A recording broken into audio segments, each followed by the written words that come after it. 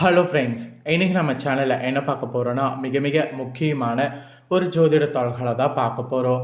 ஜோதிட தாள்கள் மட்டும் கிடையாது, ஒரு முக்கியமான ஆன்மீக பரிகாரமும் பார்க்க போகிறோம். ஸோ என்ன பார்க்க போகிறோம் அப்படிங்கிறத வாங்க ஃபஸ்ட்டு பார்க்கலாம். 2026 ஆண்டுடைய முதல் மாதமான ஜனவரி மாதமானது நடக்குது. ஸோ இந்த ஜனவரி மாதம் சாதாரண மாதம் கிடையாது. ஆன்மீக ரீதியாகவும் ஜோதிட ரீதியாகவும் பல சிறப்புகள் கொண்ட மாதமாக இந்த மாதம் திகழ்கிறது. இந்த மாதத்தில் ஒரு ஸ்பெஷல் பார்த்தீங்கன்னு வச்சுக்கோங்களேன், தற்போது வருகிறது. அது என்னன்னா அமாவாசை. ஸோ தை மாதத்தில் வரக்கூடிய அமாவாசை ரொம்பவே முக்கியமான ஒரு அமாவாசை. ஸோ ஜனவரி மாதம் 18ஆம் தேதி தை 4ஆம் நாள் ஞாயிற்றுக்கிழமை அன்னைக்கு தை அமாவாசையானது வருகிறது. நிறைஞ்ச இந்த அமாவாசையில் கிரகநிலைகளில் ஏற்படக்கூடிய மாற்றங்களால் ஒவ்வொரு ராசிக்காரங்களுக்கும் தாக்கங்கள் ஏற்படும். அப்படி ஏற்படக்கூடிய தாக்கங்கள் அந்தந்த ராசிக்காரங்க தெரிஞ்சு பயன்பெறணுங்கிறதுனால ஒவ்வொரு ராசிக்கும் என்ன தாக்கம் ஏற்படும் அப்படிங்கிறத ஷேர் பண்ணிட்டு வரேன். அதில் இன்னைக்கு இந்த வீடியோவில் கன்னி ராசிக்காரங்களுக்கு ஷேர் பண்ண போகிறேன். கன்னி ராசியில் பிறந்த நேயர்கள் இந்த ஒரு வீடியோவை ஃபுல்லாக பாருங்கள். உங்கள் ராசியை சேர்ந்தவர்களுக்கு இந்த தை அமாவாசைனால் என்ன மாதிரியான சம்பவங்கள் நடக்க போகுது, அதுக்கு நீங்கள் எப்படியெல்லாம் நடந்துக்கணும் அப்படிங்கிறத எல்லாமே இந்த வீடியோவில் தெரிஞ்சு அதற்கேற்ப நடந்து பயன் பெறுங்க. அதே போல் இந்த தை அமாவாசை சாதாரண அமாவாசை கிடையாது, மிகவும் சக்தி வாய்ந்த ஒரு அமாவாசை. இந்த தை அமாவாசையில் நீங்கள் செய்யக்கூடிய பரிகாரம் ஒரு வருடத்துக்கு உங்களுக்கு பயங்கரமாக இருக்கும். ஸோ ஒரு வருடத்துக்கு உங்களுக்கு பயங்கரமாக இருக்குன்னா அப்போ என்ன பண்ணும் அப்படிங்கிற பரிகாரத்தையும் இந்த வீடியோவில் தெரிஞ்சுக்குங்க. இந்த வீடியோ ரொம்ப ரொம்ப ரொம்ப ரொம்ப யூஸ்ஃபுல்லாக இருக்கும். ஸோ அதனால் கன்னி ராசிக்காரங்க வீடியோவை ஃபுல்லாக பாருங்கள். அப்போ தான் உங்களுக்கான பலன் பரிகாரங்கள் எல்லாமே தெரிஞ்சு பயன்பெற முடியும். சரி, வாங்க பலன்களை பார்க்கலாம். ஸோ கன்னி ராசியை சேர்ந்தவர்களுக்கு நிறைய மாற்றங்கள் இந்த அமாவாசையில் உண்டாக போகுது. ஸோ கன்னி ராசியின் 6வது இடத்துல சூரியன் இருப்பதால் அதிர்ஷ்டத்தை அனுபவிக்க போகிறீங்க. ஸோ கன்னி ராசிக்காரங்க இந்த தை மாதத்தில் நீங்கள் பெறக்கூடிய நற்பலன்கள் என்ன என்பது குறித்து விரிவாக உங்களுக்கு சொல்ல போகிறேன். எல்லாத்தையுமே விரிவாக இந்த வீடியோவில் தெரிஞ்சுக்குங்க. கன்னி ராசிக்காரங்களுக்கு ஆக்சுவலி இந்த தை அமாவாசையானது அமோகமான பலன்களை தரப்போகிறது. வருமானமானது இரட்டிப்பாக அதிகரிக்க போகுது. தொழில் வியாபாரத்தில் முன்னேற்றத்தை காண்பீர்கள். குடும்பத்தில் ஒரு வகையான மகிழ்ச்சியானது பெருகும். உங்கள் ஜாதகத்தில் 9வது இடத்துல வியாழன் கிரகம் இருப்பதால் அனைத்து விதமான நல்ல பலன்களையுமே பெறுவீங்க. அது மட்டும் இல்லாமல் 9வது இடத்துல இருந்து கொண்டு 3வது இடத்தை வியாழ கிரகம் வீற்றிருக்கிறார். குரு பார்க்கின்ற இடத்துல வலிமை சேர்ப்பார் என்பதால் உங்களுடைய புத்திசாலித்தனம், கடுமையான உழைப்பு, நியாய தர்மத்தை கையில் வைத்து கொண்டு ஓடுகிற ஓட்டம், பொறுப்புகளை சுமப்பது போன்ற அனைத்து விஷயங்கள்லையும் புதிய உத்வேகத்தை பெறுவீங்க. அதுக்கான சாத்தியக்கூறு இந்த கிரகங்களால் உங்களுக்கு கிடைக்க போகுது.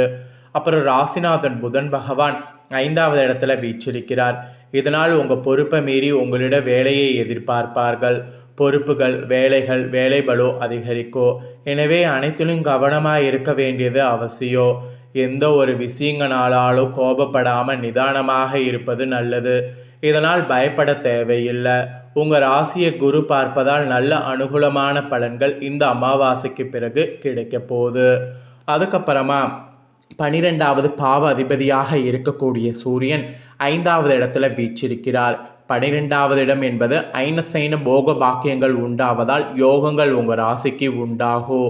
கெட்ட பெயர் வாங்குவது, நொடிந்து போவது, கஷ்டப்படுவது, தூக்க வராமல் தவிப்பது இதெல்லாம் கொஞ்சம் உண்டாகும். குடும்பத்தில் என்னை யாருமே புரிந்து கொள்ள மாட்டார்கள் என்கின்றார்கள் என்பது போன்ற மன அழுத்தத்தை சந்திப்பீங்க.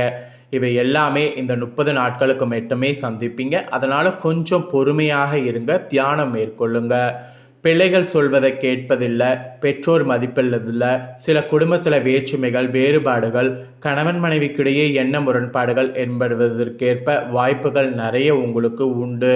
குறிப்பாக கன்னி ராசிக்காரங்களுக்கு 5வது இடத்துல சூரியன் செல்லும்போது அவர் நன்மைகளை செய்வார் என்று சொல்ல முடியாது. அதனால் கொஞ்சம் பொறுமையாக இருங்க, தியானம் மேற்கொள்ளுங்க என்பது உங்கள் ராசிக்கு குறிப்பிடப்படுகிறது. ஏனென்றால் 11வது இடத்தை பார்த்து கொண்டிருப்பதால் கன்னி ராசிக்காரங்களுக்கு விவசாயம், இயற்கை சார்ந்த தொழில் செய்பவர்களுக்கு ஓரளவு லாபமானது கிடைக்கும். ஆனால் எதிர்பார்த்த அளவுக்கு லாபம் கிடைப்பதில்லை என்ற எண்ணம் இருந்து கொண்டே இருக்கும். 9வது இடத்துல இருக்கக்கூடிய வியாழன் கிரகம் 5வது இடத்தை பார்ப்பதால் வெளியூர் வெளிநாடு பயணம் செல்ல நல்ல பலனை தரும். அதெல்லாம் நீங்கள் தாராளமாக மேற்கொள்ளலாம். அப்புறம் சுற்றுலா செல்வது, வெளியூர் வெளிநாடு செல்வது, ஆன்மீக பயணம், தீர்த்தவாரி செல்வது போன்ற யோகங்கள் உண்டாகும். ஒரு பக்கம் குரு பகவான் 5வது இடத்தை பார்ப்பது திடீர் திருமண வாய்ப்புகள் உண்டாக செய்யும். இதுவரை திருமணம் செய்ய மாட்டேன் என்று அடம் பிடித்தவர்கள் கூட திருமணம் செய்து கொள்ள ஒப்புதல் அளிப்பார்கள். மெயினாக குதூகலமான அனுபவங்கள் உண்டாகக்கூடிய வாய்ப்பு இந்த அமாவாசையில் உண்டாகும். உத்தியோகத்தில் ஒரு பக்கம் உங்களுக்கு வேலைப்பளு பொறுப்புகள் கூடும். சொந்த தொழில் செய்பவர்களுக்கு பொறுப்புகள், கடின உழைப்பு, அதிக தூரம் பயணிக்க வேண்டிய சூழல் உண்டாகும். 6வது இடத்துல சனி இருப்பதால் மிகப்பெரிய உதிதம் ஏற்படும். நோய், விபத்து, கடன், சட்டம், வழக்கு போன்ற கெட்ட சம்பவங்கள்லேருந்து விடுபடுவீங்க. மெயினாக பார்த்தீங்கன்னு வச்சுக்கோங்களேன், பயணத்தால் மகிழ்ச்சி அடைவீங்க. தொழில் விருத்திகள் ஏற்படுவதற்கு வாய்ப்புகள் ஏற்படும். ஏற்றுமதி இறக்குமதி செய்பவர்கள், பூமி சார்ந்த தொழில், கட்டுமான தொழில் செய்பவர்களுக்கு நிறைவான காலமாக இருக்கும். அதுக்கப்புறமேட்டு 7வது இடத்த ராகு இருப்பதால் அந்நிய தேசத்தால் வாழ்பவர்களுக்கு கொண்டாட்டமான அமாவாசை காலமாக இந்த காலமானது இருக்கும். அப்புறம் பக்கத்தில் இருக்கக்கூடிய ஜீவ சமாதியில் வழிபாடு செய்தால் உங்களுக்கு நற்பலன்கள் உண்டாகும். நல்லவையவை கெட்டவையவை என்பதை கண்டுணர்ந்து செயல்படுவதற்கான ஆற்றல் கூட உங்களுக்கு உண்டாகும். ஸோ கன்னிராசியை சேர்ந்தவர்களுக்கு இப்பேற்பட்ட பலன்கள் தாங்க இந்த அமாவாசையில் கிடைக்க போகுது. அதனால் கன்னிராசிக்காரங்க ரொம்ப ரொம்ப ரொம்ப ரொம்ப கவனமாக இருங்க. அப்புறம் இந்த தை அமாவாசையை வரவேற்கக்கூடிய விதமாக ஒரு பரிகாரம் நீங்கள் செய்ய வேண்டும். அது என்ன பரிகாரம், அதை எப்படி செய்யணும் அப்படிங்கிறத உங்களுக்கு சொல்கிறேன், வாங்க பார்ப்பீங்க. இந்த பரிகாரத்திற்கு நமக்கு தேவைப்படுவது குப்பமேனி வேருங்க. அதிசக்தி வாய்ந்த வேர். அமாவாசைக்கு முந்தைய நாளே இந்த வேரை எடுத்து வந்து வீட்டில் வைத்து கொள்ள வேண்டும். வேரை பிடுங்கும்போது செடிக்கு வணக்கம் சொல்லிவிட்டு, இந்த வேரை நல்ல விஷயத்துக்காக தான் பயன்படுத்த போகிறேன் அப்படிங்கிற மாதிரி செடியிடம் சின்னதாக மன்னிப்பையும் கேட்டுக்கொண்டு வேரை வந்து எடுத்துகிட்டு வரணும். வேரில் இரும்பு சம்மந்தப்பட்ட பொருள் எதுவும் படக்கூடாது. பார்த்து நறுக்கி எடுக்கணும். வேரில் இருக்கக்கூடிய மண்ணை எல்லாம் எடுத்து விட்டு கொஞ்சம் மஞ்சள் தண்ணியில் அலசி அதை வந்து காய வைத்து கொள்ளணும்.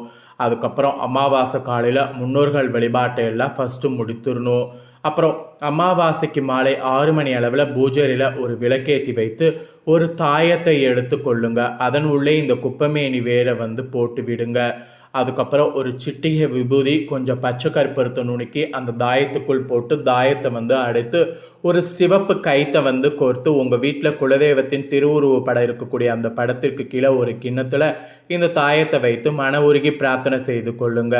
குலதெய்வத்தின் திருவுருவ படம் இல்லை என்றால் இஷ்ட தெய்வத்திற்கு முன்பாக வைத்து குலதெய்வத்தை பிரார்த்தனை செய்து கொண்டு அந்த தாயத்தை அதுக்கப்புறம் கையில் எடுத்து, என் வாழ்க்கையில் இருக்கக்கூடிய தடைகள் அனைத்தும் என்னை விட்டு விலக வேண்டும், என்னுடைய முன்னேற்றம் வானளவு உயர வேண்டும், செல்வ செழிப்பு வானளவு உயர வேண்டும், கடன் 1 ரூபாய் கூட இருக்கக்கூடாது, கடன் வாங்க வேண்டிய சூழ்நிலையே கொடுக்காது, பிறகு உங்களுடைய வாழ்க்கைக்கு என்னவெல்லாம் தேவையோ அதையெல்லாம் வேண்டி இந்த தாயத்தை கழுத்தில் கட்டிக்கொள்ளுங்க, அல்லது கை புஜங்களில் கட்டிக்கொள்ளுங்க, இல்லைனா இடுப்பில் கட்டிக்கொள்ளுங்க.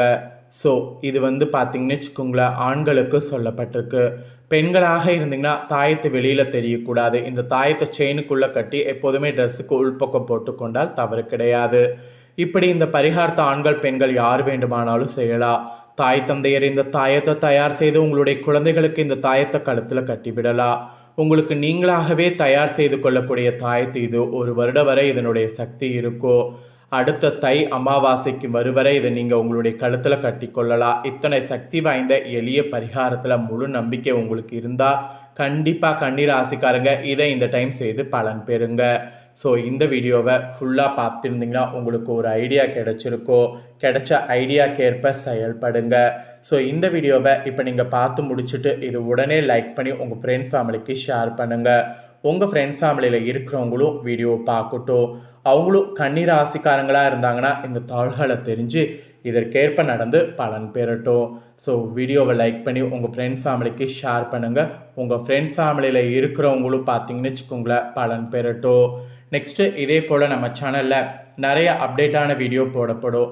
அதையெல்லாமே உடனுக்குடனே தெரிந்து கொள்ள மறக்காமல் நம்ம சேனலை சப்ஸ்கிரைப் பண்ணுங்கள்.